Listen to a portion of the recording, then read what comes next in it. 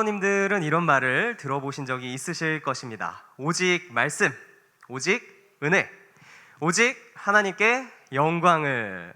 네, 우리가 선대로부터 배워온 아주 자랑스러운, 그리고 아주 이렇게 소중하게 유업으로 갖고 있는 신앙의 가치입니다.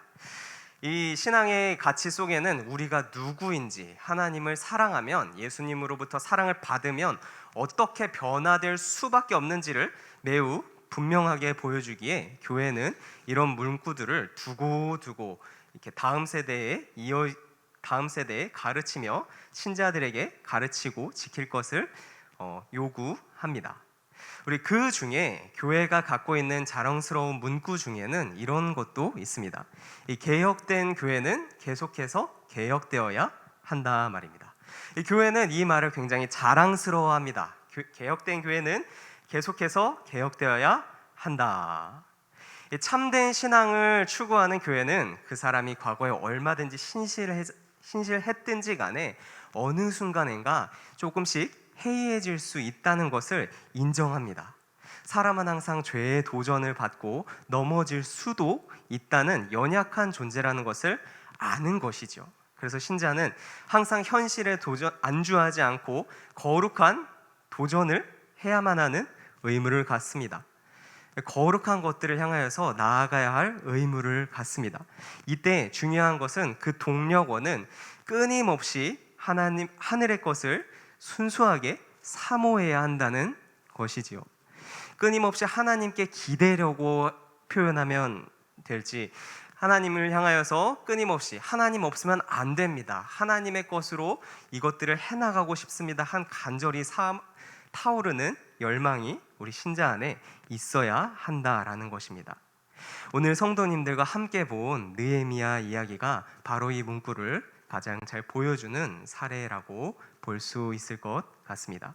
이 느헤미야 하면 무의식 중에 이미지가 이스라엘 사람들과 함께 이렇게 성벽을 재건하느라 고생을 많이 한 사람, 이전에 제가 인터넷에 검색해 봤는데요, 느헤미야를 검색하면 공사장에서 성벽을 지으려고 설계 도면을 보고 있는 사람, 아니면 같이 성벽을 지으려고 이렇게 뭔가 공사를 하려고 준비된 사람으로 많이 묘사가 되곤 합니다.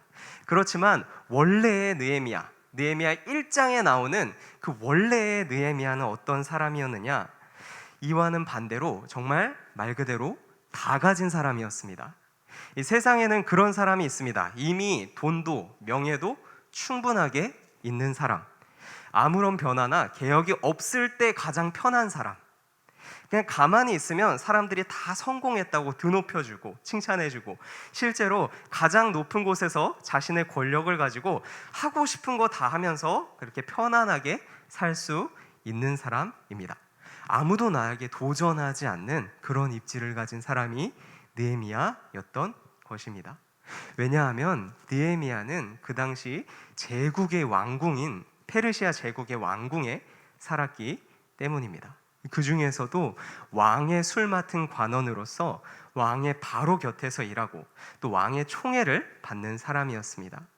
나중에 느헤미야서를 보다 보면 이 권한이 얼마나 좋은 것인지, 이 빽이 얼마나 좋은 것인지 묘사가 나오는데요, 느헤미야가 왕께 건의합니다. 직접적으로 왕께 건의합니다. 그럼 왕이 너 하고 싶은 대로 한번 해봐라 하면서 허락을 하는 모습을 볼 수 있죠.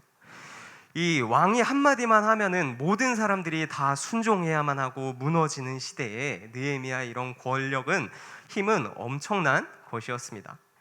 이런 느헤미야가 하나님을 만나고 하나님의 백성들의 소식을 듣자 마음이 점점점 변하기 시작합니다.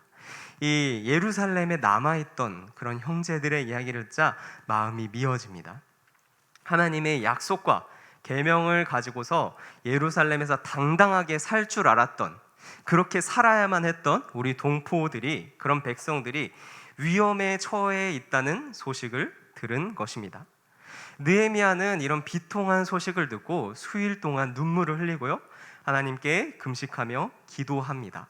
그리고서 이제 느헤미야 1장 11절 같이 한번 읽어보도록 하겠습니다. 주여 구하오니 귀를 기울이사 종의 기도와 주의 이름을 경외하기를 기뻐하는 종들의 기도를 들으시고 오늘 종이 형통하여 이 사람들 앞에서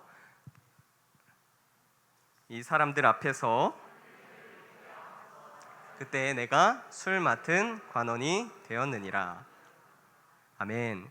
이렇게 하나님께 간절히 기도를 드리고 나서 아닥사스다 왕에게 청을 올리러 갑니다.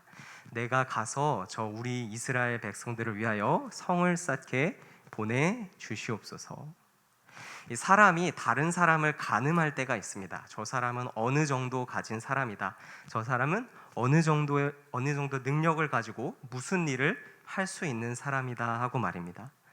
이런 권력을 가진 느헤미야가 자신의 유익만을 구했다면 성경에 남아있지는 않았겠지요.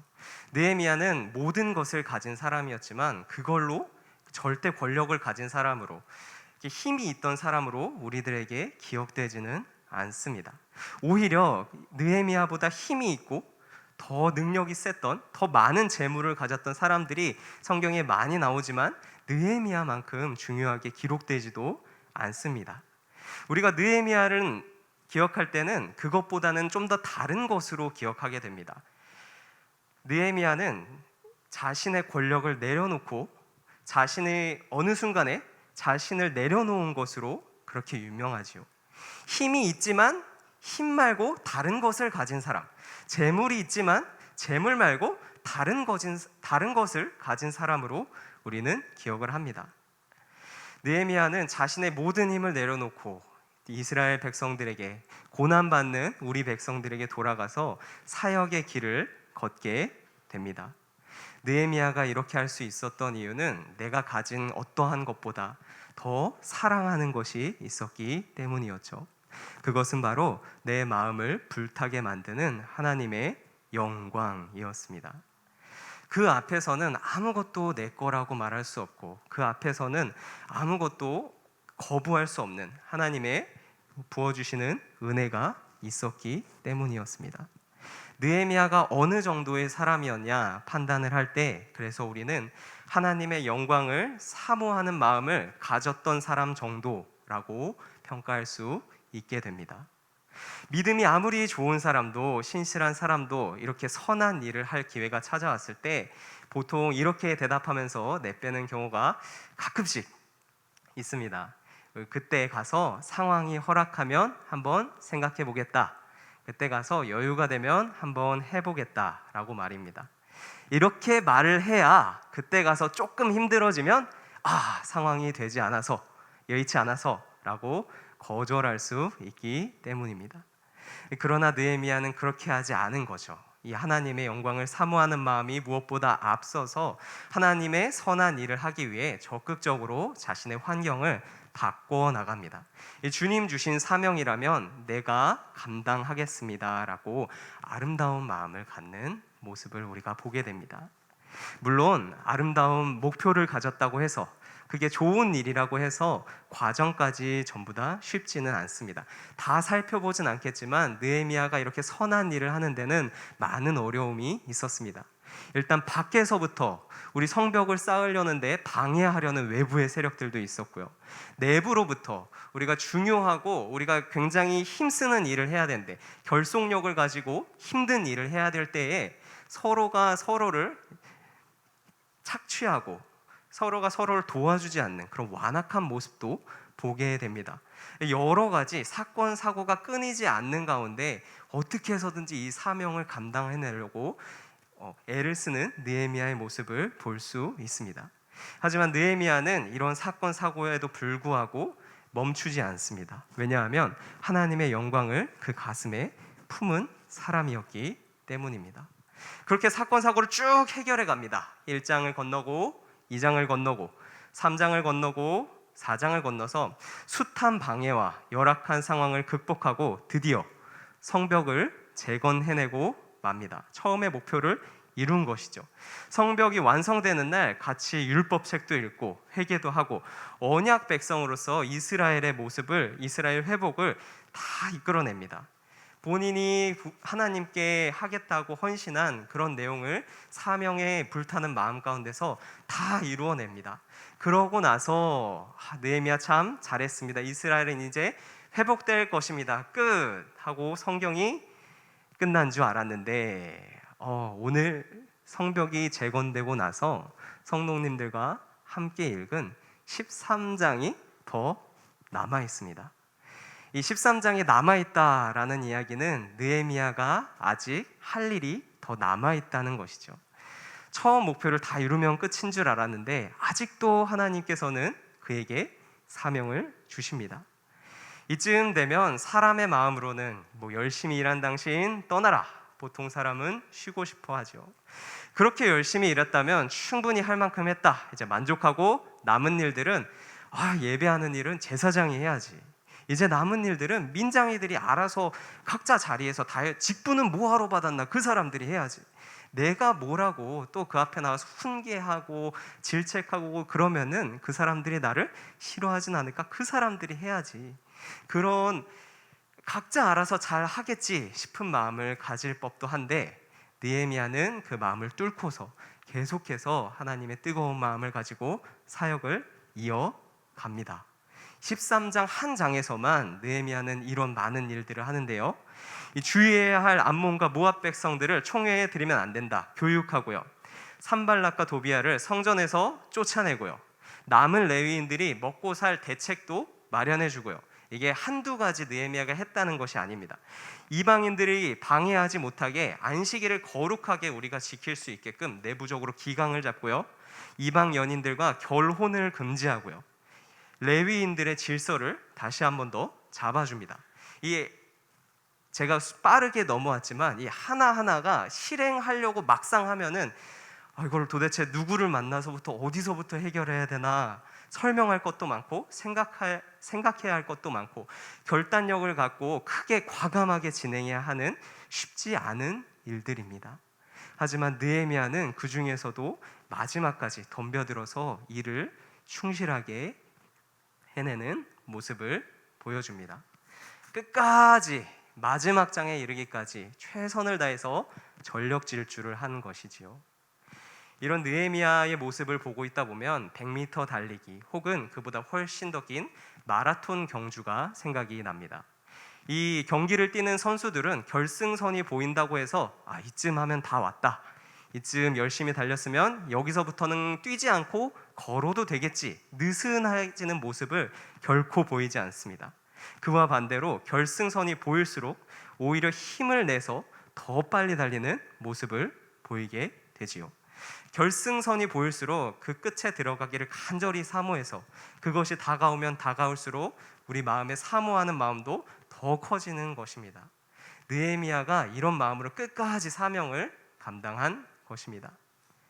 이와 비슷한 인물이 신약에서는 바울이 있습니다. 예수님을 만나고 회심한 이후의 바울은 정말 자타공인, 열심히 예배한 사람이었고요, 열심히 사역한 사람이었고요, 열심히 헌신한 사람이었습니다. 온갖 갖은 핍박에도 불구하고 이곳저곳 여행을 다니면서 그리스도를 전파하고 스스로 모범을 보여주고 교회가 없는 곳에 교회를 세우고 전도하는 모습을 보게 됩니다. 그리고 말년이 되었을 때 바울이 은퇴를 하지 않지요. 이제는 박해하는 사람을 피해서 한적한 곳에 숨어 살 법도 한데 그렇게 하지 않습니다. 오히려 그 반대입니다. 사람들이 위험하다고 극구 말리는데도 불구하고 외칩니다. 이 성령이 나를 부르신다. 내가 예루살렘에 가서도 로마에 가서도 복음을 전해야 하겠다. 굳이 자처해서 자기를 싫어하는 많은 사람들 앞에 서고 재판을 받습니다. 이 감옥에 갇히고 자신을 비웃는 왕들 앞에서 복음을 변호할 그런 계획을 갖게 됩니다. 끝까지 하나님의 말씀에 충성되어서 불타오르는 모습을 보여주신 것이지요. 이때 바울이 쓴 편지들이 에베소서, 빌립보서, 골로새서가 있습니다.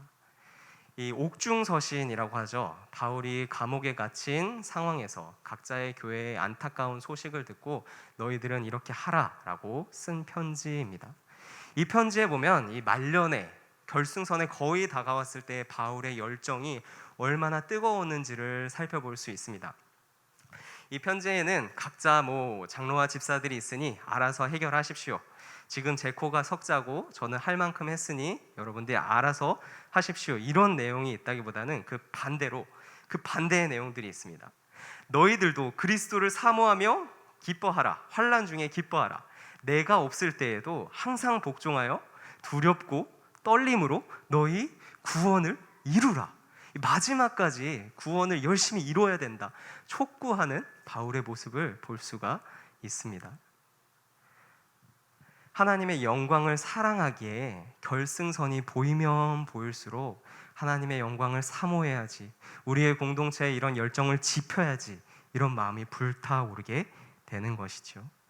바울도 그렇고 느헤미야도 그렇고 마지막까지 굳이 이렇게 결승선에 와서까지 열심히 했던 이유가 무엇이었겠습니까? 이미 많은 걸 했지만 더 열심히 해야지 결심을 했던 이유가 오늘 본문에 나와 있습니다. 오늘 본문 느헤미야가 사역을 하면서 열심히 하나님께 드린 기도입니다. 같이 13장 14절 읽어보도록 하겠습니다. 내 하나님이여, 이 일로 말미암아 나를 기억하옵소서. 내 하나님의 전과 모든 직무를 위하여 내가 행한 선한 일을 도말하지 마옵소서. 주님, 나를 기억하옵소서. 이 선한 일을 행하고 있는 이 나를 하나님의 눈에서 지우지 마옵소서. 이 선한 일을 내가 지금 하고 있는 이것을 나만의 일로 삼지 말고 주의 일로 삼으소서. 주님이 기억하시면 그것으로 행복합니다. 그것으로 헌신하겠습니다. 라는 눈물의 고백입니다. 이 느헤미야가 마지막까지 바쁘고 힘들고 이미 여러 가지를 했는데 또 해야 되고 그 상황 가운데 얼마나 열심히 어떤 마음으로 사역했는지가 절절히 드러나는 기도입니다. 느헤미야는 선지자였습니다. 하나님의 말씀이 내게 주어지면 그거를 가지고 백성들 앞에 나갑니다. 너희들 지금 잘못하고 있다. 하나님이 나에게 이런 말씀을 주셨다. 회개하라. 그리고 이대로 행해야 한다. 촉구하고 그 사람들이 변할 수 있게 헌신하는 그런 사람이 느헤미야였었지요. 신기하게도 요즘은 이런 느헤미야의 헌신을, 선지자의 이런 질책을 다소 다르게 받아들이는 것 같기도 합니다. 그리고 그런 왜곡된 이미지를 너도 나도 선지자가 되어서 지적하겠다라고 나서는 경우도 있는 것 같습니다. 교회를 향해서 문제가 뭐가 보이면 저거 뭐 잘못된 것 같은데 보이면 내가 제사장이 되어서 내가 저 예배를 지켜야지, 내가 제사장이 되어서 내가 저 부족한 부분을 채워나가야지, 내가 헌신해서 저 사람들에게 부족한 점을 하나님의 말씀을 전하고 믿음으로 양육해야지, 그런 말씀을 갖기보다는 비판적인 입장을 취하는 경향이 다소 있는 것 같습니다.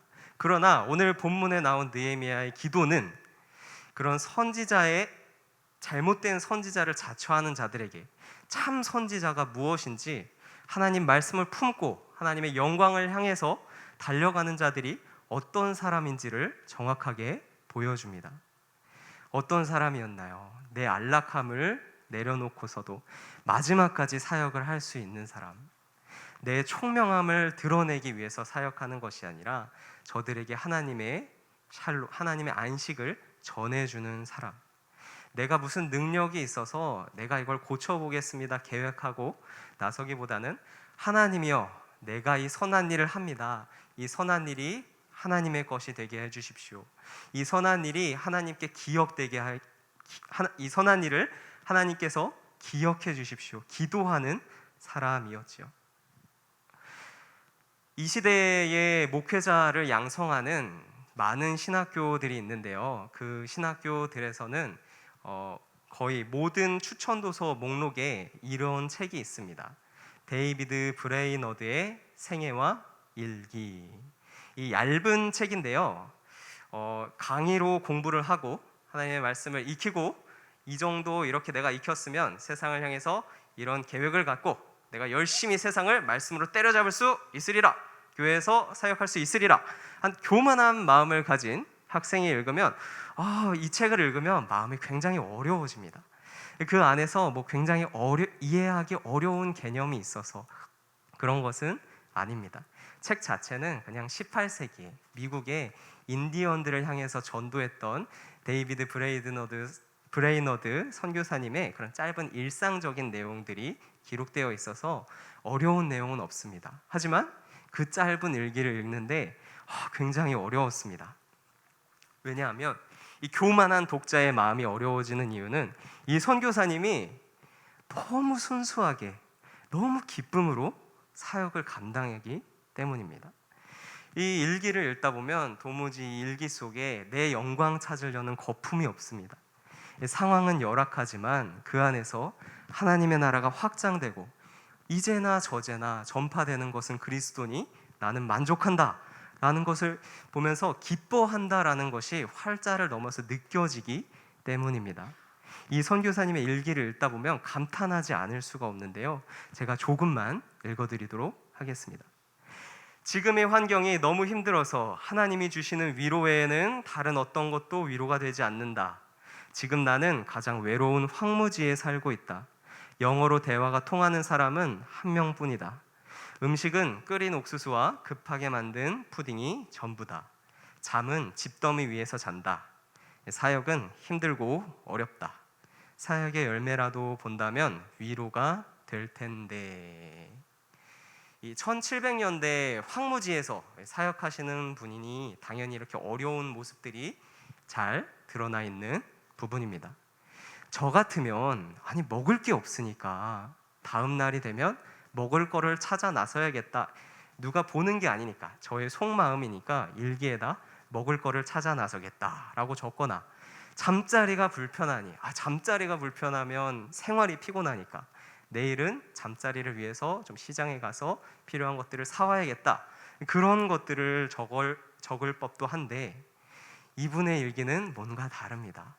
더 내가 사모하는 바, 다른 것들 말고 이것이 나에게 위로가 된다, 내가 이것을 바란다 라는 것이 적혀 있습니다.